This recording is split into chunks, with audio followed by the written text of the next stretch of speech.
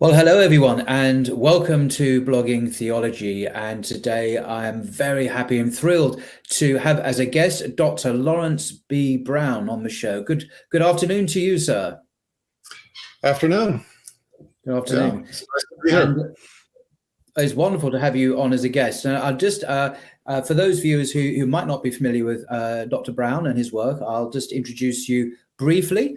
Dr. Laurence B. Brown graduated from Cornell University College of Arts and Sciences. This is in the United States, of course. Brown University Medical School and George Washington University Hospital Residency Program. He's a retired Air Force officer, the medical director and chief eye surgeon of a major eye center in the Middle East, an ordained interfaith minister, and the author of 4 books of comparative religion. And Dr. Brown's most recent book is a novel called The Eighth Scroll, which draws on the 3 Abrahamic faiths of Judaism, Christianity, and Islam to create a powerful thriller involving the Dead Sea Scrolls and much more. Now, my favorite work by Dr. Brown is his book called The First and Final Commandment, a search for truth in revelation within the Abrahamic religions, which examines, amongst many things, the doctrinal differences between the faiths and how their scriptures differ on a whole range of issues, the nature of Jesus and his life and so on. So Dr. Brown, I know you're passionate about communicating and sharing the message of Islam in fiction and in scholarly works, but why have you chosen to do Dawah via novels particularly? Well, it's a much talked about pathway right now, actually, and I think it's basically driven by what people are reading. I think the short answer is that when I started out, I was really only interested in doing scholastic works of comparative religion. And once I did that, The First and Final Commandment was my first book, and I will totally unabashedly hold up the cover so everybody can see it. Okay. Yep. This is the book. Okay. This was my first book, but as you can see, it was rather thick, and so some people suggested that I cut it in 2, which is what we did with basically 2 thinner volumes. Those are Misguided and then Guided. Okay, right. These 2 books. Well, the end of the story is, though, after I had these books out, I felt like I had pretty much accomplished what I had set out to do, which was to present the information. And I started sort of casting around for other ways of presenting the same message. And I think anybody who has been into a Western bookstore notices that the nonfiction section is quite small, and the fiction section is vast. The majority of the audience are going for pleasure reading, basically, rather than information. And so I decided, well, let's approach that avenue. And so I wrote The Eighth Scroll as an action adventure, a fun book, something people would enjoy reading, but also as not only a different way of introducing the subject of comparative religion, but as a different kind of a Dawah tool. Because, for example, just imagine you have a friend or a neighbor or a colleague who you would like to present Islam to, and yet you're shy to do so because they're your boss or they're your colleague, or it's a family member for whom religious discussions are a sensitive matter. So you could go to them with a book about Islam and say, look, I really love you. I want to see the best for both of us and so on. I would like to share this with you. It's meant so much to me. I would like to share it with you. And they're going to ask, well, what's it about? And you're going to be forced to say, well, it's about Islam. But if you approach them with, and where is it? Over here. Yeah, if you approach them with The Eighth Scroll, for one of my other novels now. I have 3 novels out. It's a totally different dynamic because you can just say to somebody, "Hey, look, I read something the other day. It's a fun read. I think you'll like it." Mm-hmm. And if they ask you what's it about, you can just say, "Well, did you like Dan Brown's books?" It's kind of like that. Do you like James Bond? Action, adventure, intrigue, and so it's a totally different dynamic. It certainly struck me as a similar kind of genre, the Dan Brown, the books that you mentioned. But I must say that sorry, carry on. Well, actually, I mean, it's kind of funny because I was writing and working on my books around the time that he was working on his famous ones, Angels and Demons, and of course, the Da Vinci Code, and so on. But I just missed the start line. He published well before I did, and it's one of those things you look back on and just say, dang. But everything has its purpose, and there's a reason for everything. Wow, interesting.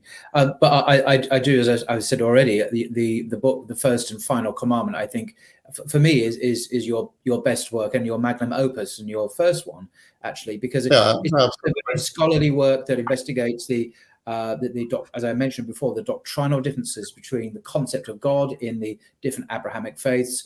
And you look at the life of Jesus in a great deal of detail, and the doctrine of the Trinity, and the crucifixion, and so on and so forth. And you look at the Quran, of course, and look at the various claims to truth that these different religions have. And you conclude in a very kind of, as I say, scholarly and rigorous way that Islam is the final revelation of God, and you give lots of reasons why that is the case. So I do recommend people to get a hold of this copy in the longer, big version, or the shorter ones, whichever. But it's a good resource to have for information about these different faiths, written obviously from an Islamic point of view. But coming back to your own conversion to Islam, and I know you've written about this extensively, and you appeared on many channels, and you've talked about this. But would you want just to share your story again? And I understand there might be one or two facets of this adventure which has become for you after your conversion that perhaps you've not made public before. Sure. Yeah. It might be a little bit of a skinny down version because I used to enjoy talking about this, and so I hope you understand. I'll try to compress it a little, but the bottom line is that I was atheist before I became religious, and a lot of people think that I was Christian before, but I never was. So I had lived as an atheist for 30 some years, and what happened was that my second child was born with what appeared to be a lethal heart defect, and so she went straight from the birthing suite to the neonatal intensive care unit. And she was gunmetal blue from the chest to down. I mean, as dusky and as blue as my scrub suit here, maybe even more dusky. For reasons that I think everybody understands. When the body is not getting oxygen, the blood becomes blue. Arterial blood is red, right? And the venous blood is blue because it's deoxygenated. So because she had this defect in the heart, the lower body was just not getting any oxygen and was suffocating. They did an immediate ultrasound, cardiac ultrasound, and they found a coarctation of the aorta, which means that the aorta, the major vessel that comes off of the heart and carries the blood down to the body, was the lumen of the aorta was constricted, so that barely any blood was getting through. Well, the intensivist, the doctor in the intensive care ward, and I both thought that this was probably a lethal defect, and that she was unlikely to survive it. And we got, I mean, it was obviously an emotional and disturbing moment. But we were in Washington, D.C. They called in a cardiothoracic consultant who was specialized in pediatrics. And while he was examining my daughter, they asked me to leave, which is pretty standard procedure. And so I left the neonatal intensive care unit, and I just made a beeline for the prayer room in the hospital. And it's kind of a funny thing when you think about it, because, as I said, I was atheist. And so, for an atheist to just go straight to the prayer room, and I just remember feeling as I left the intensive care unit that this was where I had to go, and it was the first time in my life when I ever really prayed, and I just prayed a fairly simple, what is kind of a normal format for an atheist prayer. I just prayed, "Oh God, if you are there, I need help." Right. And I pledged, "If you save my daughter and guide me to the religion most pleasing to you, not necessarily most pleasing to me, but most pleasing to you, then I will follow." Right. And I was away from the intensive care unit for maybe 10 minutes, 15 minutes. When I went back, when I entered, the doctors were kind of all huddled around my daughter in her little, warmer bassinet. And they looked up, and I could see from across the room, I could see the look on their faces, and I could see that something had changed. And I, didn't know what. But as I approached, this consultant just looked up at me and he said, "She's going to be okay." Wow. Which was a shock to me, but here's the rub. I was on the path to becoming an ophthalmologist, an eye surgeon. Okay, so I had left my my cardiothoracic training behind, what little I had. And so as he started to explain the condition, which was a patent ductus arteriosus, the memories started to click in. I started to understand how, okay, yeah, this does make sense. And okay, I can buy the medical explanation for this. And I looked around the faces and I saw that everybody else was going through the same process. Everybody else was buying his story. But what was going on in my mind was I was just thinking, you all weren't there a few minutes ago when I was making a promise to God for the first time in my life. And this happens, So she went on to become a totally normal child. Her condition reversed in a couple of days. She did not need any medicine, any surgery. She developed as a normal child. She's now married in her own life, living a typical, well-adjusted life in the West. And at the time, it put me on a pathway of just searching for the religion of truth, because I had made this promise. I had said, "If you guide me, I will follow. If you save my daughter, then guide me to the religion that's most pleasing to you, that I will follow." The tough part about that was that I explored so many religions, and I just couldn't find one that made sense to me. So for 3 or 4 years, I was living this kind of tortured existence where I realized I had made a promise to God, but at the same time, I felt like I wasn't holding up my side of the bargain. I wasn't finding a religion that made sense to me. And it wasn't until I found Islam that everything basically fell into place. And I realized, this answers all my questions. This is compatible with my intellectual and religious views, and this is why I became Muslim. Is it possible just to ask? You were born in the United States, I assume, so you would have been familiar with Christianity. Churches are dotted everywhere. Most people identified as Christian. So why did you have a problem with Christianity? I mean, it would have surely been the most natural and easy religion just to take on board and start practicing. You walk into your local Catholic church, hey presto, it's all there for you. There's no cultural distance. It's accessible. So why is it? But instead of that, the obvious and the easy answer, you took the most difficult answer, which is a religion that historically, shall we say, has not always had the easiest relationship with the West. So why take this more difficult route? You say it made most sense to you, but I don't quite understand why the Christian route, which was right in front of you, the easiest and obvious one, didn't make sense to you. If you understand my question. Yeah, I do. But it's the difference between seeking convenience and seeking truth.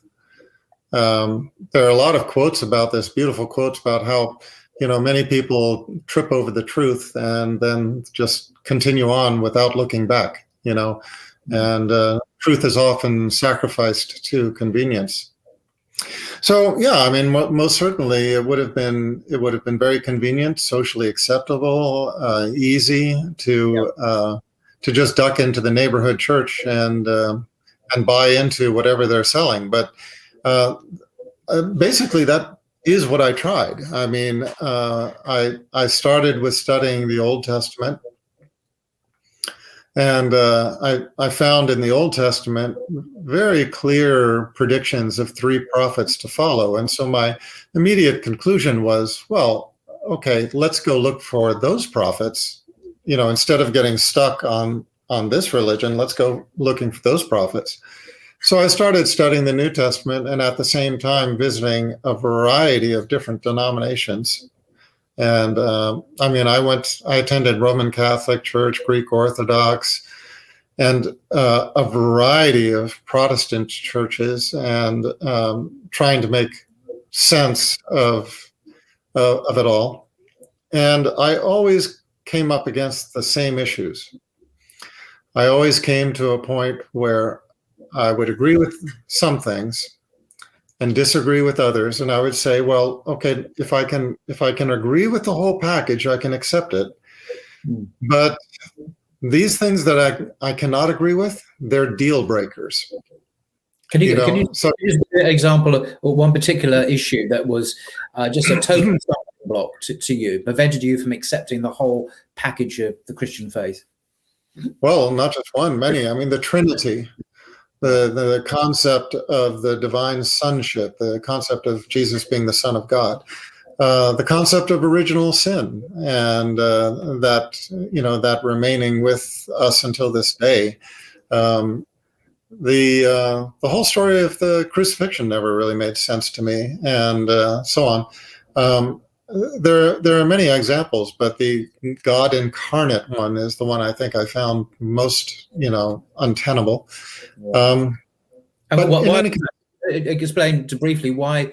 What is the problem with the idea of God becoming a human being? After all, many people in the world believe that. So why would that? Of course, a lot of different religions propose that, but what do they have to back it up? I mean, this is the issue. I mean, if the whole point to me was basically what became the crux of my argument in my book, the books that we talked about earlier, is just basically that if a person is going to say that they are Christian, they have to define what that means. Now, we might think that that sounds easy, but it actually isn't. Because if a person says that to be Christian means to follow the teachings of Jesus Christ, well, Muslims follow the teachings of Jesus Christ as well. So are they Christian? Definitely not. Okay. But so what is your operational definition? And so when you ask most Christians what it means to be Christian, their answer is usually, well, you know what it means. So, well, I mean, I know what it means to different people, but what does it mean to you? And, by the way, you can hear the adhan in the background. Is that a problem, or shall I just continue? No, it's nice to hear. And you're actually in Saudi Arabia, aren't you, at the moment? Excuse me. So, yes. We're hearing the adhan from Saudi Arabia live. Thank you. That's good. Yeah. I mean, I have lived and worked in one of the two holy cities, which is Medina, for the last 22 years. Alhamdulillah, it's been a great blessing. But so the point is that when you start to look for justification within the scripture for these various beliefs, there's something very concerning when you don't find it. Okay, let's just take a simple example. Okay, the Son of God example, calling Jesus the Son of God. Right. Okay, now back to the definition of what it is to be Christian. I basically remind most Christians, well, being Christian, doesn't that mean essentially that you follow the teachings of Jesus Christ? And they will say, yes, of course. And I will say, well, then, there's a problem, because the tenets of faith are more dependent upon the teachings of Paul than they are on the teachings of Jesus Christ. And I cannot think of a single example except that the teachings of these two conflict. I cannot think of a single example where the teachings of Paul align with the teachings of Jesus Christ. And the concept of the Son of God is a perfect example, although it's arguable whether or not Paul ever proposed that during his lifetime. That is something that was probably more contrived by Pauline theologians later. The point is this. The point is that in the Bible, 88 times, Jesus Christ refers to himself as the Son of Man. Not the Son of God, the Son of Man, 88 times. Never once does he call himself the Son of God. Well, it returns to the question, who are you going to follow? Are you going to follow what your priests and pastors, your ministers and bishops and so on are telling you, or are you going to follow what your scripture says that the prophet taught himself? So there's a difference here between the religion of Jesus, which you're describing as very similar to Islam, and then the religion about Jesus, which is quite different. It puts Jesus at the center, worships him, and has faith in him. But that's not, you're saying, I think, the religion that Jesus himself went around preaching. He didn't go around preaching saying, I am God, believe in me and I must die for the sins of the world. He went around preaching quite a different message and calling himself by this mysterious title, the Son of Man. And I know there's much dispute among scholars about what it means, or did it have several different meanings and so on, and the authenticity of these sayings as well in the different contexts. So Paul seems to be proclaiming the Son of God, and Jesus talking about something else, almost a different religion, perhaps. Yeah, of course, there's great argument about this, because did Paul ever really call himself the Son of God? I think if he literally called himself the Son of God, he would have been stoned, because during that time, the people were strict monotheists, and they would not have accepted that. I think it's far more likely that Son of God was a metaphorical term. Yeah, it was applied to many, many individuals at this point in time, and you actually find the term Son of God referring to multiple individuals in the Bible, and even to entire groups. So it's it's a major stumbling point. So this whole concept of sonship is problematic in that it was most likely metaphorical in the time that the Bible was written. But even more problematic than that is that people tend to quote Matthew 3:17, and the quote there is, "And suddenly a voice came from heaven saying, 'This is my beloved Son, in whom I am well pleased.'" And they say, look at that, this is my beloved Son. Okay, but the Bible describes Israel, describes Adam as sons of God. 2 Samuel 7:13 through 14, and 1 Chronicles 22:10, they read, "He, Solomon, shall build a house for my name, and I will establish the throne of his kingdom forever. I will be his father and he shall be my son. Genesis 6:2, that the sons of God saw the daughters of men. Genesis 6:4, there were giants on the earth in those days and also afterwards when the sons of God, et cetera, et cetera, et cetera. Yeah. You find over and over children of the Lord, sons of God here, and so on. And you find, people specifically referred to, Solomon, Israel, Adam, et cetera, as sons of God. So the whole concept of a unique son of God begins to fall apart.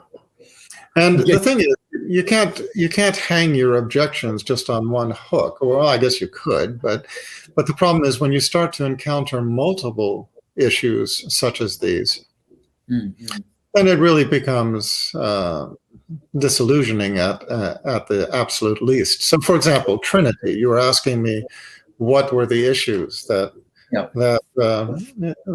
kept me from just going to the church next door. And as I said, the thing is, I did go and I did pose these questions and tried to seek justification, and I never got a sufficient answer.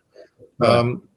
The one passage in the Bible, the Johannine comma, which is held up to support the concept of the Trinity, has now been recognized to be an interpolation. It's even the Christian scholarship has cast it out.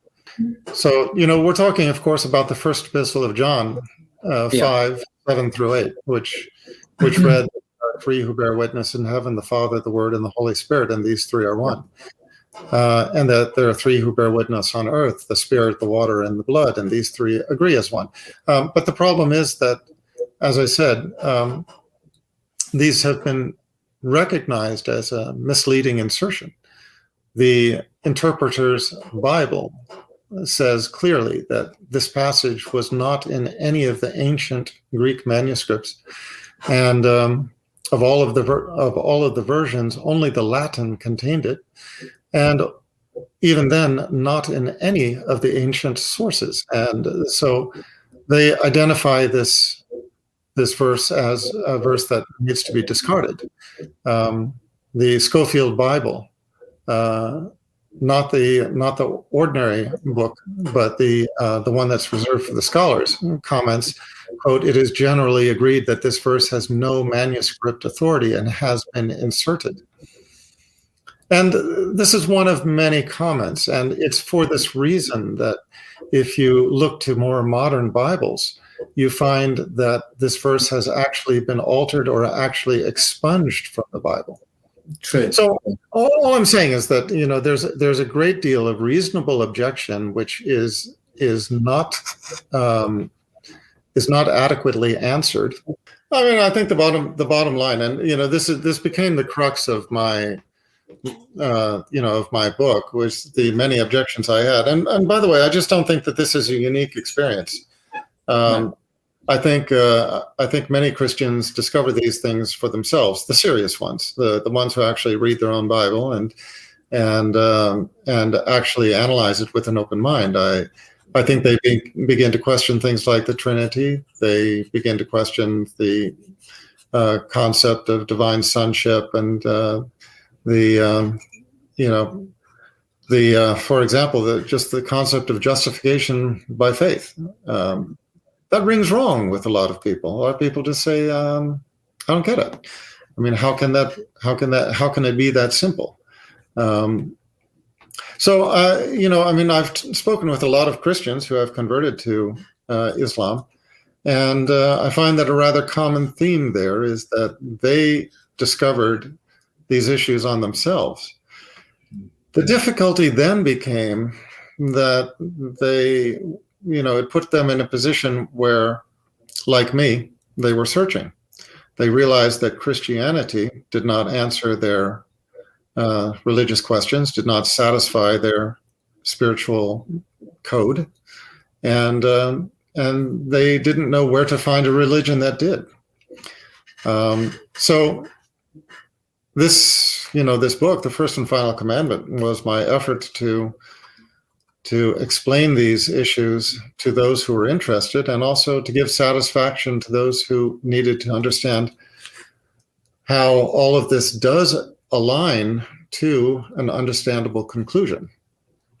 How did you then develop, this is the next question, obviously, from an American who living in the States, trying out Christianity, finding it wanting for some really serious reasons.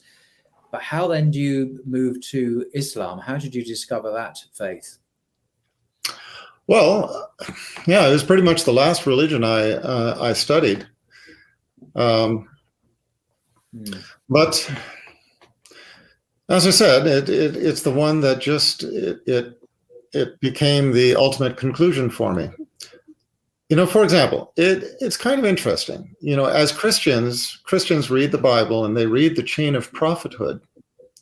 But let's ask ourselves why there is a chain of prophethood to begin with. Why did God need to, send anybody after Adam? Why didn't he give the message to Adam and that message carried on to all of mankind? But he didn't do that. So why didn't the revelation stop at Abraham or at Ishmael or Isaac or at Moses or at Jesus, etc.? Why was it necessary to continue to renew prophethood and renew revelation? Well, the answer is fairly simple. It's because we as human beings are very good at corrupting revelation. We like to take out the things that we don't like and insert the things that we do like, and then hold it up and say, this is from God. Well, it's not godly for our Creator to leave mankind without guidance. And so in that situation, it is incumbent upon him to send another prophet with a clarifying revelation, right? I mean, after all, Jesus Christ is quoted as having said that he was not sent but to the lost sheep of the house of Israel. Lost. What they had was no longer the pristine, unadulterated revelation that they started out with. So you have to be fairly content to sit back and say, we have the final prophet and there is no other to follow. If you look at the Old Testament describes 3 prophets to follow. The New Testament has a passage in John in which the Jews sent their priests and their Levites to John the Baptist to ask him, who are you? And they ask, him to identify himself. And they ask, are you Elijah? And he said, no. And are you the Christ? No. Are you that prophet? No. 1, 2, 3. Mm-hmm. And then to clarify one more time, they say, well, if you are not Elijah returned, if you are not the Christ, if you are not that prophet, who are you? So even in the New Testament, we find evidence of 3 prophets predicted to follow Moses. Now let's just chalk up John the Baptist as number 1 and Jesus Christ as number 2, and that leaves us with a 3rd unaccounted for. Mm-hmm. Now, if you want to stop there, you can, but and again, this is probably getting a little bit thick for what you want to discuss, but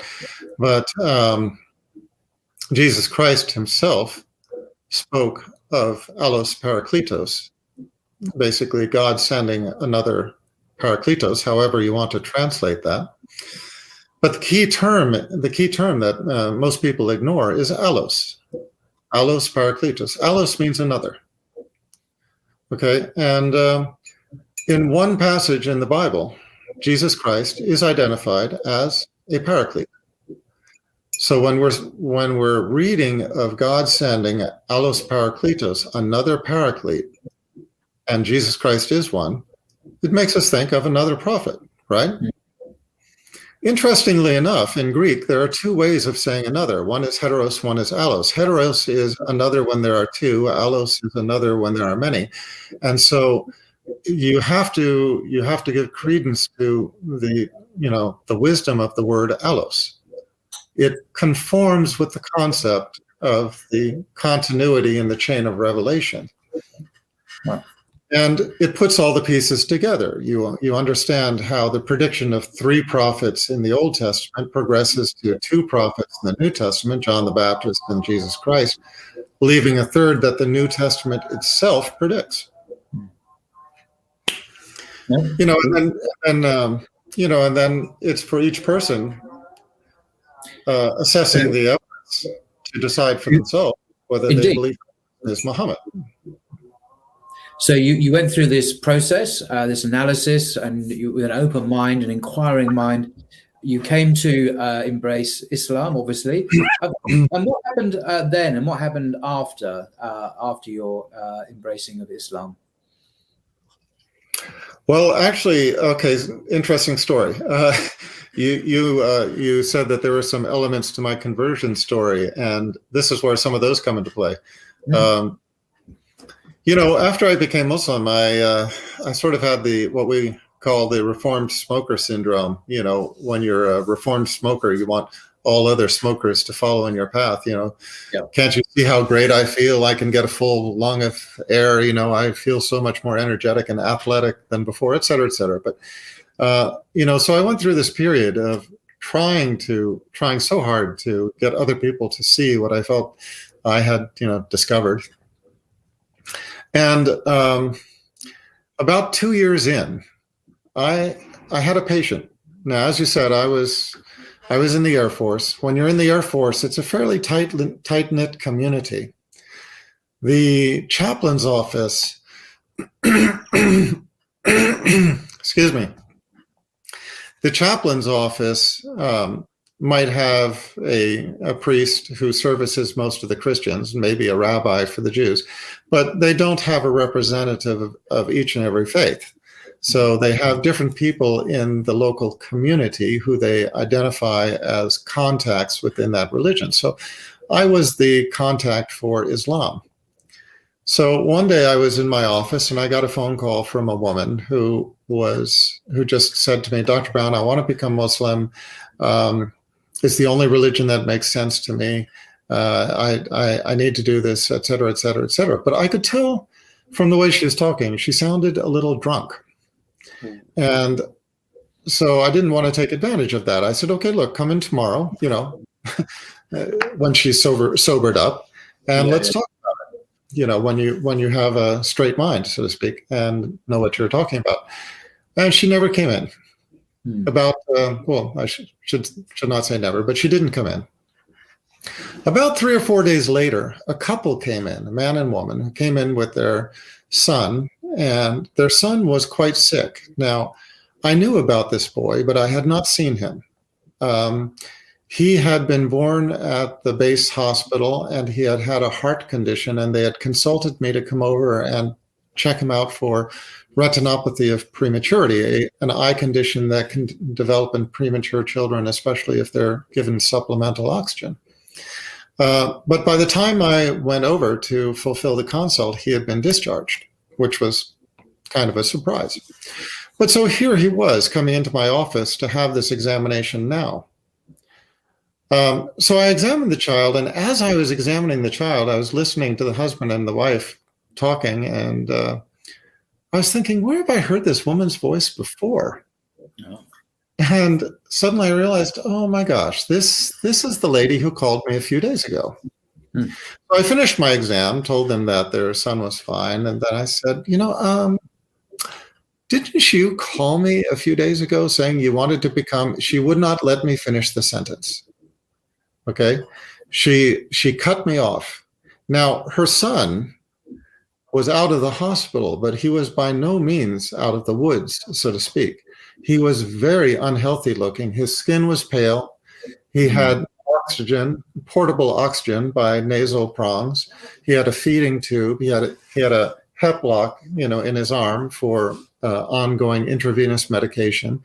He was lethargic, not nearly as active as you would expect, and so on. He was clearly sick, but well enough to have been discharged. So I asked her, weren't you saying you wanted to become? And she just cut me off and she said, "Oh, yeah. And she said, but as you can see, my son is better now, so I don't need God anymore." Ooh.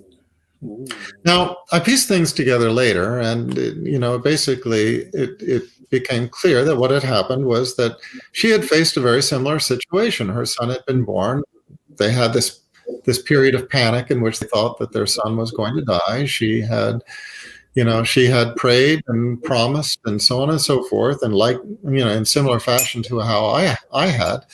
But then when her son became well, that was the end of that, And we know how Allah describes in the Holy Quran how, people go through these, panic episodes. They make promises and then revert to their ways, like the sailors on the ship caught in a storm, promising that they will believe if they're saved. And then once they're on solid land, they say, "Oh, it was just a storm." Storms come, storms go, and that's that.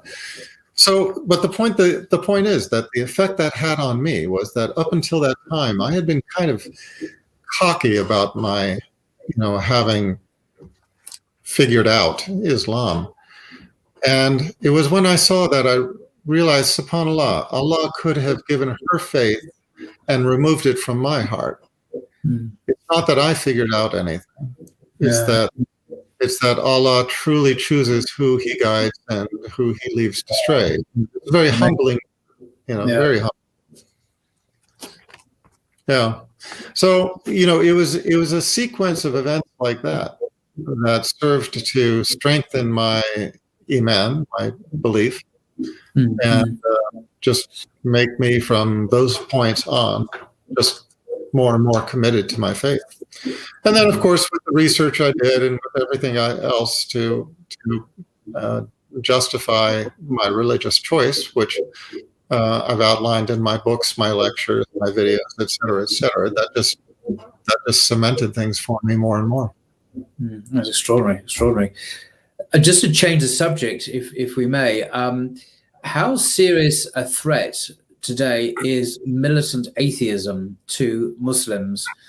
And by which I mean, I don't just mean, I mean two things really: the ideology of atheism as aggressively propounded by people like Richard Dawkins, the English atheist, but also militant secularism. I'm in France and we have a problem with secularism here. It's the official ideology. And I don't want to go into that so much, but more the atheist ideology. How serious a threat is it to Muslims now, do you think? Multifaceted answer, I'm afraid. Obviously it's very noticeable. It is kind of odd, isn't it? I mean, atheists in the past used to be very quiet and they were embarrassed about their position. Of course, there was a time when they were afraid. They could not proclaim their atheism because they would have been, imprisoned and maybe even executed. But even after the time that those punitive measures were not applied, they tend to be quiet and to themselves. This militant atheism, as you say, is something very new. Seeing atheists proselytizing atheism is bizarre and really quite shocking. What are the overall effects? Of course they are damaging. You see a lot of people gravitating in that direction because I think it's a combination of things. It's come to be seen as fashionable. They trumpet atheism as being the intelligent choice. They try to make people of faith look backward and unintelligent, as if that their choices, the choices of a religious person, are not reasoned choices. And it's potentially very destructive. I mean, I right now am focusing a lot of effort on refuting atheism, right, and taking a great deal of pleasure in doing so, because I think that their arguments are really very, very easily refuted. So what work are you currently doing then in Dawah to engage with the threat of atheism? Well, in the past I wrote a bunch of books, but I've given into sort of recognizing that people are much more tuned into audiovisual now than they are to books anymore. So I've started filming a series of talks refuting atheism. I have about 50 talks that are already scripted. We have finished 4 of them. We have about another 30 that have been filmed, but we have to process. So I have not uploaded them yet. I'll be uploading them to my YouTube channel when I feel it's time to launch. But just to give you, a little insight to my approach is basically to turn the atheist arguments back upon them. So, for example, the atheists like to play this game in which they talk to a person of religion and say, well, who made rocks? And, the believer says, God. Who made trees? God. Who made animals? God. Humans? God, etc. And then they say, well, who made God? And when the believer, says, well, God always was and always will be, they say, see, gotcha, you can't answer that. Well, fine, turn it around, okay, and ask the atheist, where did everything come from? Where did the earth come from?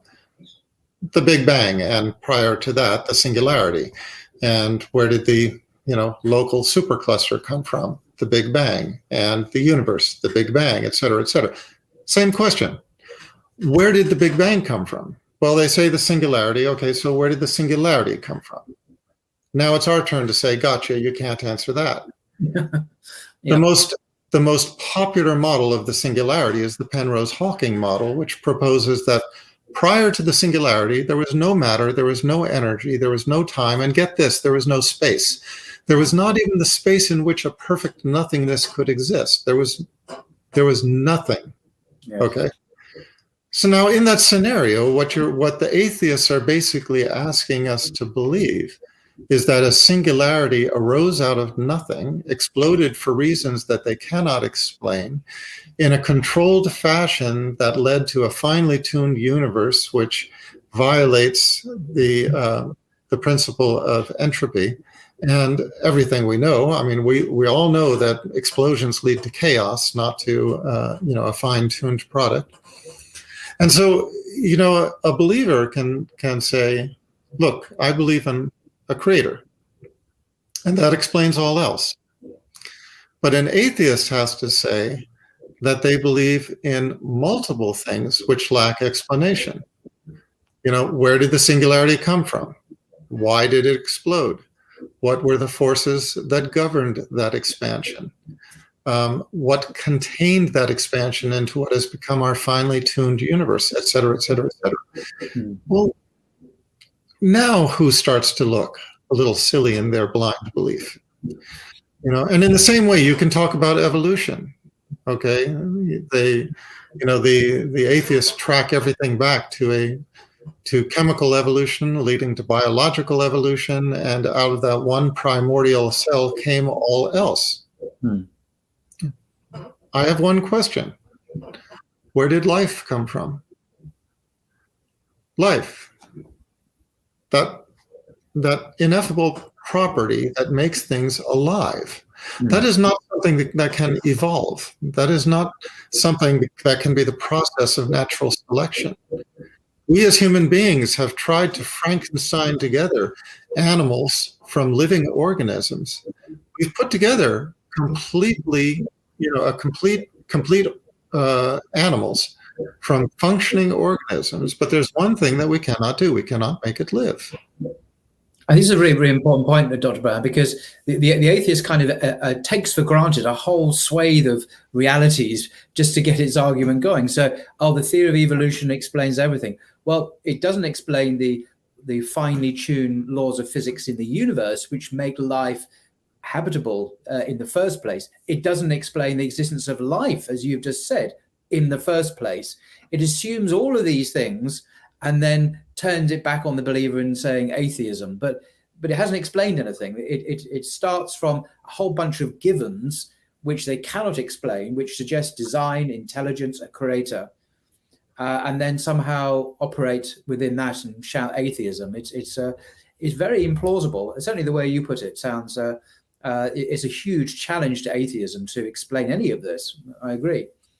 Well, I think that the thing that the atheists find most difficult to to stand is themselves being ridiculed. I've watched videos in which Richard Dawkins was talking and people laughed, and he's like, why are people laughing? He's very sensitive to this, like most atheists, because they have a God. I mean, atheists have a God. That's something that they worship. And what that is their intellect. They have basically... They have a holy prophet. His name is Dawkins or Darwin, depending on which one. They have a holy book, The Origin of Species, or the latest book by Dawkins. And they get very offended if people criticize their religion.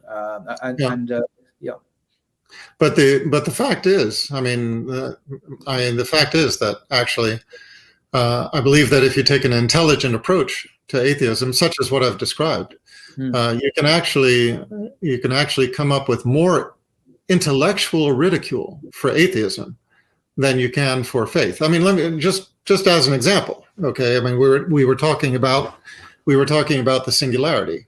Okay, the model of the singularity, saying that prior to the singularity there was no matter, no energy, no time, no space. There was nothing.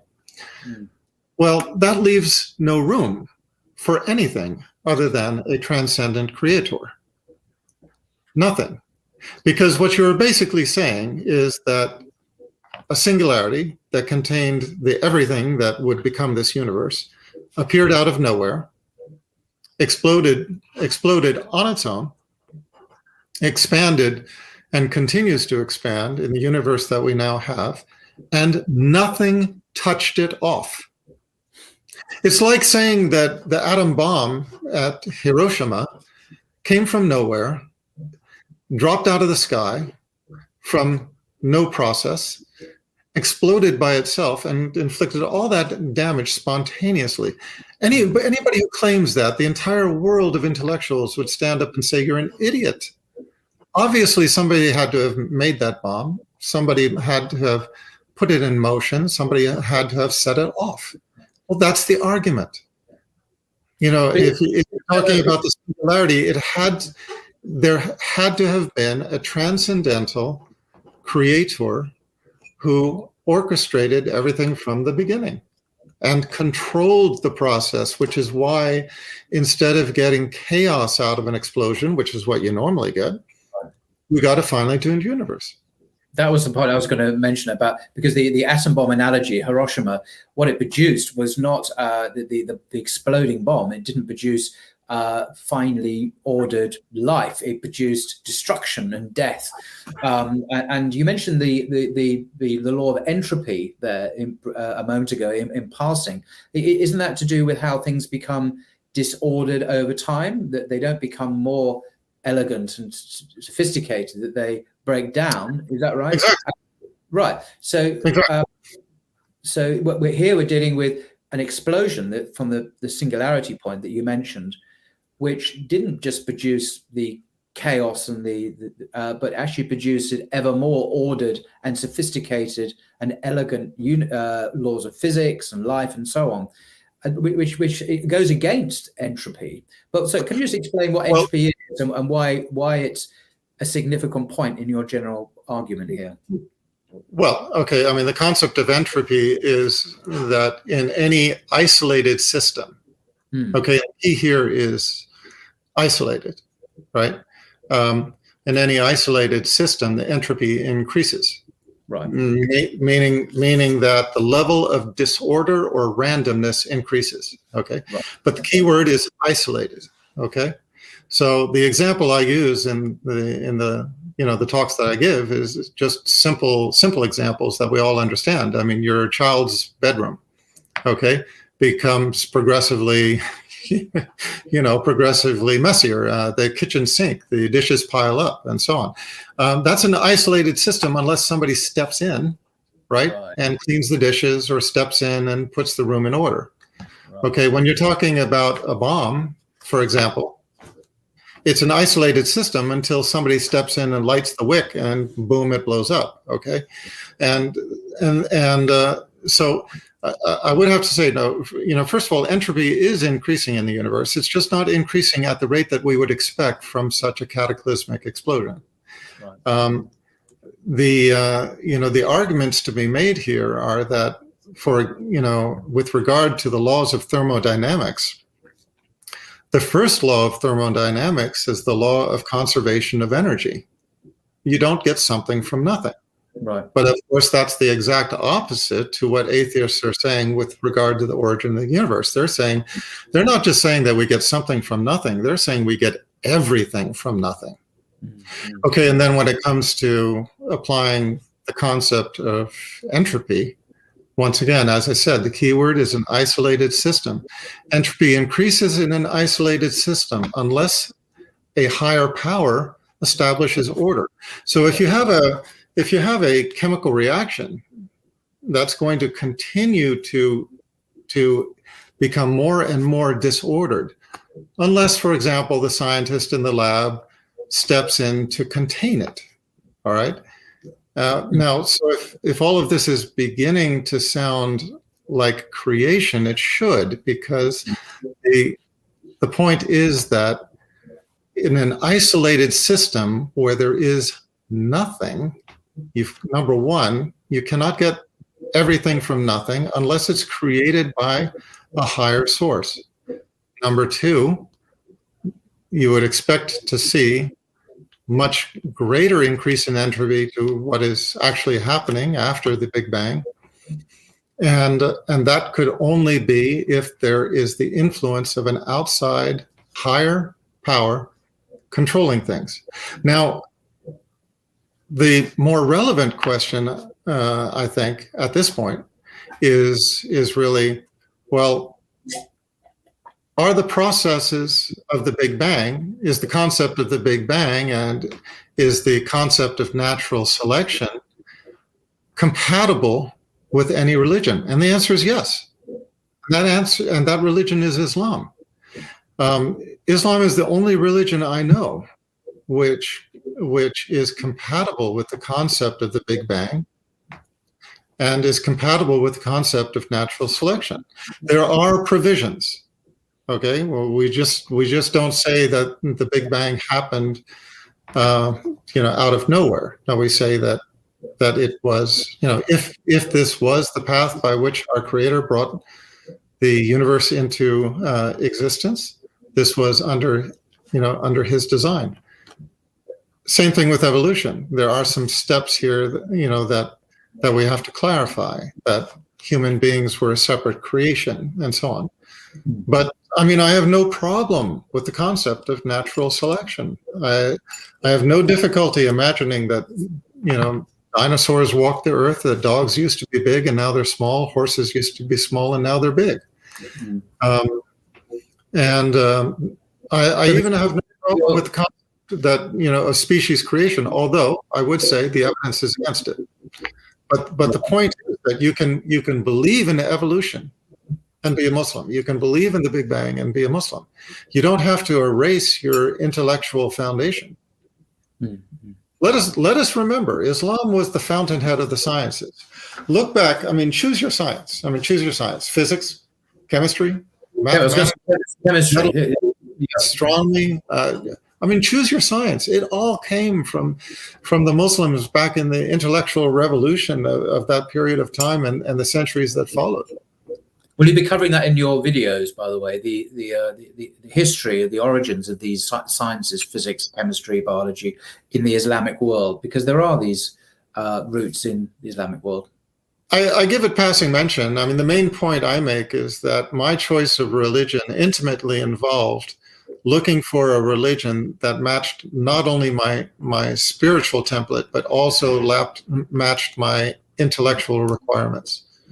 Okay, I wasn't going to accept it. Sorry to say it so bluntly, but a stupid religion. I wasn't going to give up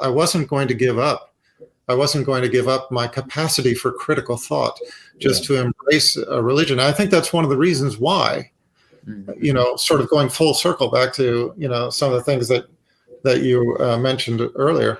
I think that's one of the reasons why I never bought into Christianity. 4 years of searching different sects of Christianity, trying to find one that made sense. And the crux of it never made, for example, the concept of original sin. Well, if original sin were true, then why do we find in the Old Testament it's saying that the son does not, inherit the sins of his father? Original sin would have been before that. Original sin was from the beginning. And here you have a book of Revelation saying that, the son will not inherit the sins of the father.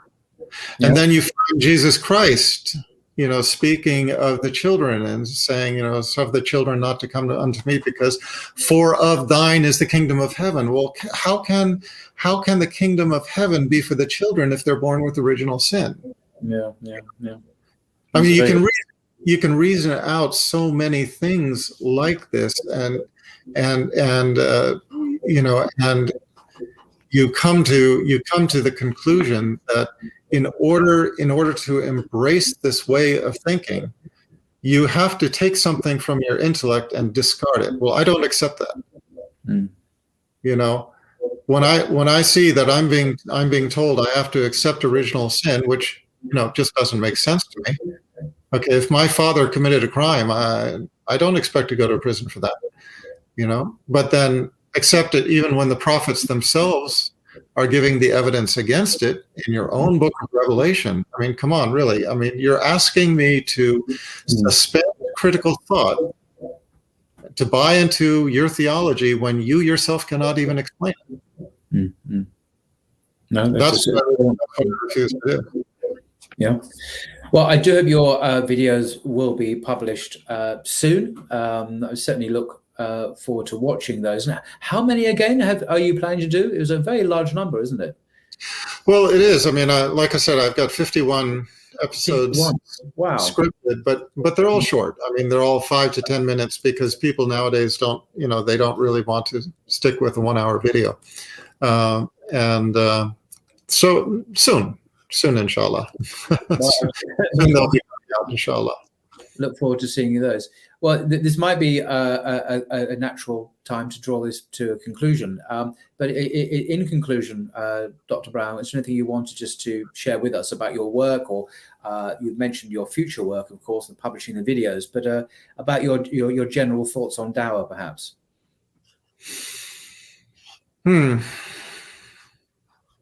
Well, I guess one thing that I would say is that I have changed a lot in my way of making Dawah. I used to be much more fiery, much more outspoken, much more argumentative.